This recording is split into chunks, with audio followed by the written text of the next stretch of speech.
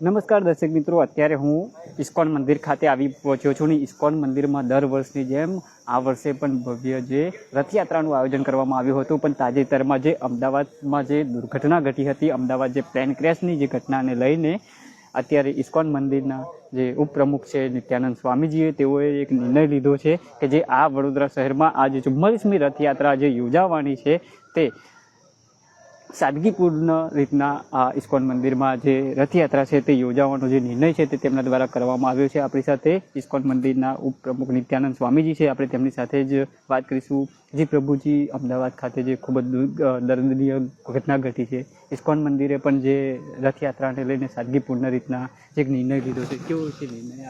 શું एक्चुअली जो 12 तारीख को घटना हुई, विमान हादसा बहुत ही हृदय को विदीर्ण कर दिया है. हमारे ये हमें लगता है कि इसमें कितने अपने स्वजन को, कितने अपने पिता को, कितने माँ को, कितने पुत्र को, कितने पुत्री अपने स्वजन को खो दिया है. और हम सब भी समाज में रहते हैं. ये मंदिर जो है समाज के अंतर्गत आता है.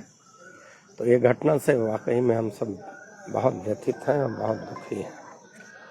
तो उसको संज्ञान लेते हुए मंदिर ने एक फैसला किया है कि आने वाले 27 जून की 44वीं रथ यात्रा को सादगी ढंग से रथ यात्रा संपन्न कराया जाएगा. और रथ तो होगा, भगवान उस पे होंगे, इनकी आरती पूजा होगी, रथ के पीछे जो प्रसाद इत्यादि वितरण होता है वो भी होगा. रथ के आगे सिर्फ हमारे साधु संत भक्त जन और भाविक भक्त सब कीर्तन करते हुए, भगवान का उद्घोष करते हुए, जगन्नाथ जी की जय बोलते हुए रथ को प्रस्थान कराएंगे. और इसके अलावा और कोई अन्य चीज मंदिर की तरफ से रथ यात्रा में शामिल नहीं किया जाएगा. જી દર્શક મિત્રો, આ હતા ઇસ્કોન મંદિરના ઉપપ્રમુખ નિત્યાનંદ સ્વામીજી. અને તેઓ જે રીતના જણાવ્યું છે કે જે અમદાવાદમાં જે દુર્ઘટના સર્જાઈ, જેમાં વડોદરા શહેરના પણ ઘણા બધા નાગરિકો હતા, તેઓ પણ આ પ્લેન દુર્ઘટનામાં તેઓ પણ મોતને ભેટ્યા છે.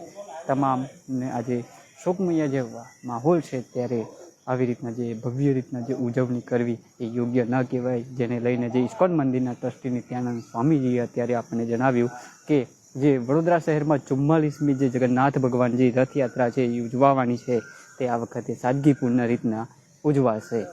કેમેરામેન રાજ દુબે સાથે હું Ravi Sindha, Spark Today News, Vadodara.